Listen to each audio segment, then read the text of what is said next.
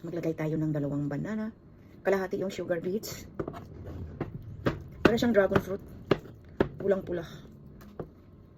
Ako, masarap ito guys. Kasi ang tamis na ng banana.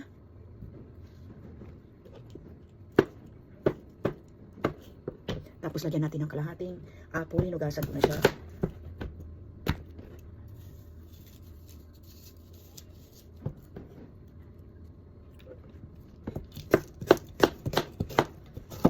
Then, pagkatapos, i-blender natin. Ginagawa ko ito lagi.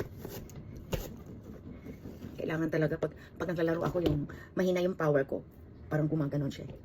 Hindi katulad talaga mag-heavy ang kanin talaga. Talagang hindi sumisimplang yung palo.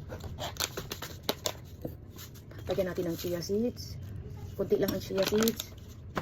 Lagyan natin ng nutmeg ground. Isang pinch lang. Isang cinnamon. Isang pinch lang din.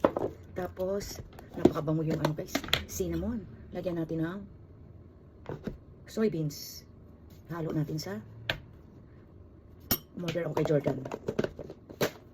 Then, strawberry yogurt.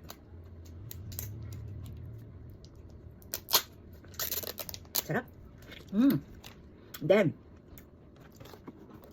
almond fresh. Oh my gosh.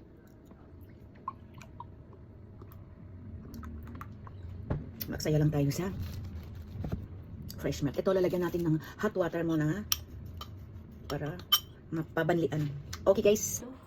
Kalahating apple, kalahating sugar beets, isang banana, 2 banana, zero fat strawberry yogurt, almond fresh milk, at oatmeal, soybeans, cinnamon ground, at nutmeg, at chia seeds. Okay guys. Napakasarap, very smooth,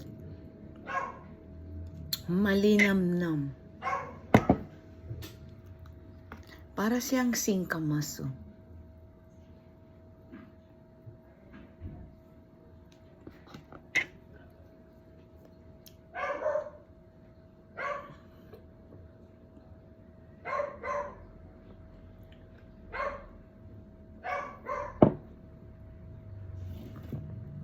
Grabe.